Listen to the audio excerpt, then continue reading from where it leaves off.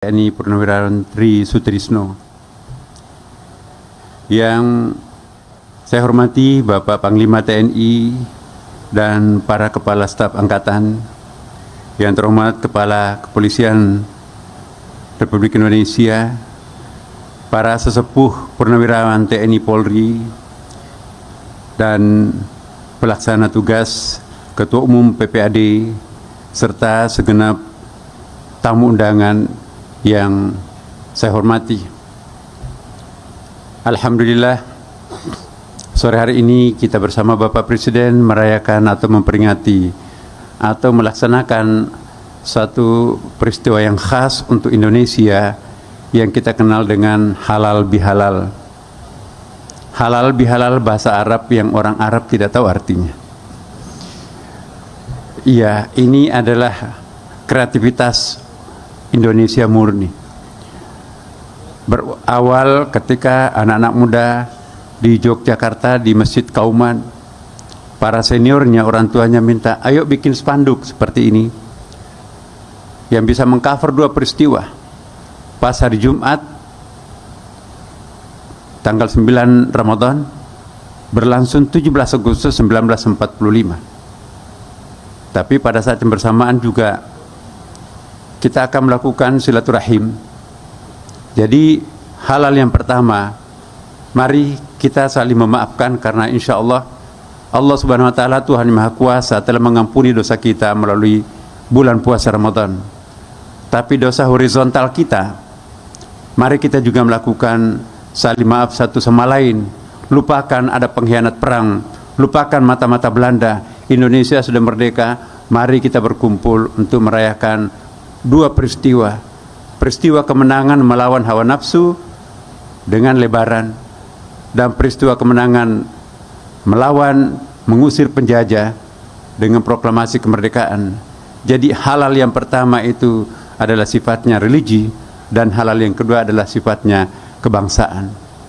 Rupanya anak-anak muda Kauman itu juga ikut ke Jakarta, dan setiap tahun diperingatilah halal bihalal, dan sampai hari ini halal bihalal menjadi salah satu komoditi ekspor Indonesia. Ternyata di negara-negara lain pun juga meniru apa yang kita sebut dengan halal bihalal ini. Sangat efisien, sangat efektif, karena tidak perlu dari rumah ke rumah, cukup dalam satu aula seperti ini, maka insya Allah kita akan saling memaafkan satu sama lain. Inti halal bihalal itu, Bapak Ibu sekalian, sebetulnya adalah silaturahim. Silah itu artinya connect, tersambung. Negatif positif ini bersambung, maka nyalalah listrik ini sehingga kita bisa bercahaya dan kita juga bisa mendengarkan sound system ini.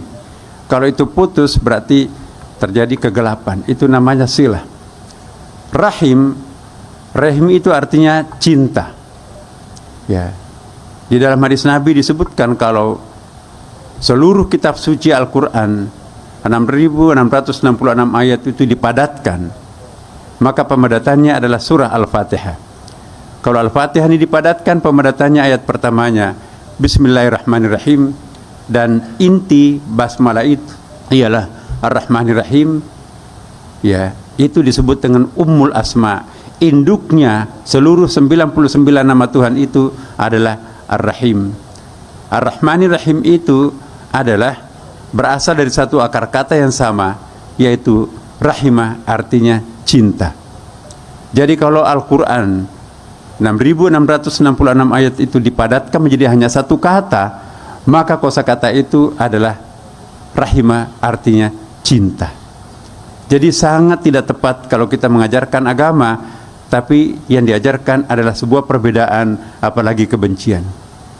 Karena itu kita perlu, para penganjur agama, para pendakwah, seharusnya yang menjadi inti nasihat keagamaan itu adalah cinta. Jika cinta sudah bekerja, maka semua akan menjadi akrab satu sama lain, dan kita akan selamat dunia dan akhirat. Silaturahim juga, Bapak Ibu sekalian, tentu bukan hanya kita sesama, walaupun itu mereknya halal bihalal. Halal bihalal untuk Indonesia adalah untuk ukhuwah yang biasa kita kenal dengan tri ukhuwah, tapi saya akan tambahkan satu ukhuwah baru di sini. Ukhuwah basyariah sama-sama kita sebagai makhluk manusia. Jadi kalau kita mengatakan ukhuwah basyariah, maka kita akan mengatakan hanya satu. Humanity is only one, there is no colors. Kemanusiaan itu hanya satu, tidak ada colorsnya. Kita semuanya satu. Apalagi kita sebagai NKRI bangsa Indonesia, kita diikat oleh satu ikatan primordial yang sangat kuat. Dari Sabang sampai Merauke kita itu adalah suatu kesatuan yang tak terpisahkan. Dan kita juga masing-masing punya agama-agama lokal kita masing-masing, itu ukhuwah Islamiyah dan agama-agama yang lain. Tapi saya ingin menambahkan satu ukhuwah yang bisa saya ingin mengartikulasikan apa yang sering disebutkan oleh Bapak Presiden Pak Prabowo, persamaan sejarah, ukhuwah tarikhiyah, persamaan historis, sama-sama pernah dijajah oleh para penjajah sekian lama. Itu ternyata mengendapkan ke alam bawah sadar kita sebuah kekuatan yang sangat dahsyat. Jadi tidak kalah dengan ukhuwah NKRI, ukhuwah wataniyah, ukhuwah basyariah, itu adalah ukhuwah tarikhiyah. Tarikh itu adalah historical background kita sama sebagai orang-orang yang pernah dijajah. Karena itulah perekat ya primordial yang sangat di dalam, yang sangat mendalam adalah persamaan sejarah ini. Kita sama-sama berkeringat, bahkan nenek moyang kita mengucurkan darah demi untuk menyelamatkan dan membebaskan negeri tercinta ini. Sehubung dengan itu ada ayat yang sangat relevan untuk kita sering singgung, apalagi kita bicara di sini para purnawirawan, para purna bakti TNI. Ada satu ayat yang sangat menghibur untuk kita semuanya. Ya, wala tahsabanna alladziina qutilu fi sabilillahi amwata bal ahya 'inda rabbihim yurzaqun. Janganlah kalian menyangka bahwa orang yang mengorbankan egonya, mengorbankan dirinya di jalan Tuhan ya untuk mencapai pembebasan itu adalah mati. Tidak, kata Quran. Mereka itu akan tetap hidup dan akan mendapatkan jaminan rezeki di sana oleh Tuhan yang Maha Kuasa. Jadi apa yang sering kita peringati, menghormati arwah pahlawan, mendoakan mereka yang sudah gugur mendahului kita, itu perintah Al-Quran, dan itu perintah agama lain juga sama. Semua agama sebetulnya percaya ada kehidupan sesudah mati dengan istilah yang berbeda. Dalam Islam kita kenal hari kebangkitan, hari akhirat. Agama lain menggunakan istilah reinkarnasi, tapi sesungguhnya tema sentralnya sama, bahwa ada kehidupan sesudah kematian. Bahkan kematian itu sebetulnya adalah bahagian yang harus kita lewati dan tempat transit yang ketiga. Kita berasal dari sebuah gudang roh, transfer ke dalam rahim ibu, terminal kedua. Terminal ketiga ini adalah dunia ini. Almarhum, almarhumah, para pahlawan perintis bangsa itu sudah berada di terminal yang keempat. Dan terminal terakhir itu makanya disebut hari akhirat, ialah hari kebangkitan nanti di akhirat. Dan sesungguhnya tidak ada kematian. Kematian yang kita maksudkan itu sebetulnya adalah pindah terminal. Ya, makanya itu halal bihalal silaturahim. Bukan hanya untuk kita sesama orang yang hidup, tapi kematian tidak boleh menjadi penghalang untuk berhalal bihalal. Kematian tidak boleh menjadi penghalang untuk bersilaturahim. Dalam agama Islam banyak hadisnya. Ya. Anak-anak, ya, waladun saleh yad'u lahu, anak yang pernah kita besarkan, apakah itu anak biologis, apakah itu anak intelektual, ya, anak-anak yang pernah kita lahirkan sekarang menjadi jenderal, anak-anak yang pernah kita didik sekarang menjadi profesor, itu juga adalah anak-anak intelektual kita. Orang-orang yang pernah kita bimbing sehingga sadar, itu adalah anak-anak spiritual kita. Posisi anak biologis, anak intelektual, dan anak spiritual itu sama di dalam agama dan sama dalam Islam. Kadang-kadang anak spiritual, anak intelektual itu lebih menolong daripada anak biologis itu sendiri. Seperti yang dikisahkan dalam Al-Quran, naiklah ke dalam perahu kami anak, kata Nabi Nuh. Ditegur oleh Allah Subhanahu wa taala, innahu laisa min ahlika. Itu anak biologismu tapi bukan anak spiritualmu. Yang selamat dalam perahunya Nabi Nuh adalah anak-anak spiritual, anak intelektualnya. Anak biologisnya yang durhaka itu tenggelam bersama ibunya. Jadi ini satu pembelajaran buat kita bahwa jangan pernah kita bosan dan jangan pernah kita putus asa mendidik, membesarkan orang. Sebab posisi anak intelektual dan anak spiritual itu sama dengan anak biologis. Bahkan siapa yang paling akrab rasa cintanya, maka itu lebih akrab ya prestasi kita di hadapan Allah Tuhan yang Maha Kuasa. Silaturahim dalam Islam bukan hanya untuk antara kita sesama umat manusia saja, tetapi sangat komprehensif. Silaturahim dengan seluruh alam semesta ini. Ya. Semua agama, Bapak Ibu boleh kita cek, menganggap bahwa tidak ada kata benda mati dalam kamus agama apapun. Agama Islam sudah pasti, wa in min syai'in illa yusabbih bihamdihi walakin la ta'lamuna tasbihahum. Segala sesuatu itu bertasbih kepada Allah, hanya kalian yang tidak memahami tasbihnya. Masya Allah, alhamdulillah, artificial intelligence sekarang ini sudah mulai membocorkan rahasia kitab suci. Satu persatu sekarang ini apa yang diungkapkan di dalam Al-Quran itu, dalam satu majalah perbukuan di Amerika disebutkan bahwa kitab suci Quran itu paling sering keluar masuk dalam laboratorium. Dedaunan bahkan bebatuan, ternyata alat-alat canggih sudah mampu menemukan bahwa setiap benda itu punya getaran, punya energi. Dan energi itu nanti pada saatnya mengeluarkan suara. Jadi persis seperti yang dilakukan Rasulullah. Apakah kalian pernah mendengarkan pasir bertasbih? Bertasbih artinya memuji Tuhan. Masa batu bisa bertasbih? Nabi memungut 7 butir pasir. Dengar, hai Utsman, enggak ada tuh suaranya ya Rasulullah. Dempetkan di telinganya. Begitu mendempetkan, oh ada seperti suara lebah. Itu bukan suara lebah tapi tasbihnya pasir. Jadi ini satu bukti tidak ada benda mati di dalam kamus kitab suci. Bahkan mimbar seperti ini, ada hadisnya sangat, 7 hadis yang meriwayatkan. Ketika mimbarnya Rasulullah yang terbuat dari batang korma, pelepah korma, ada 2 ibu-ibu, ya Rasulullah sudah tidak pantas menggunakan mimbar tua seperti ini. Kebetulan anak buah saya, budak saya itu adalah tukang kayu. Boleh nggak saya gantikan mimbar tua ini menjadi mimbar kayu yang buat bagus? Menjelang sholat Jumat, Bapak Ibu, datanglah 2 budak menggendong mimbar kayu, podium kayu ya.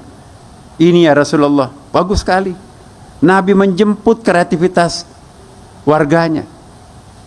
Bongkar mimbar tua, karena sudah jamaah banyak di depan, dionggok saja di situ dulu. Alangkah kagetnya jamaah mendengarkan suara isak tangis.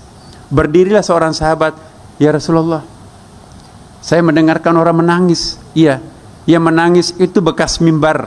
Masih ingin aku duduki menyampaikan khutbah, tapi harus diganti dengan mimbar yang baru. Nabi mendatangi bekas mimbar. Wahai sahabat, apa yang engkau minta? Mau enggak aku tanam di pinggir kali? Dengan mukjizat Nabi kan, insya Allah kamu akan hidup atas izin Allah. Atau engkau nanti akan hidup memberi makan kepada para penghuni surga. Bisik-bisik jawabannya. Jawaban apa yang bertanya sahabat itu? Apa jawabannya Rasulullah? Dia memilih untuk memberi makan kepada para penghuni surga.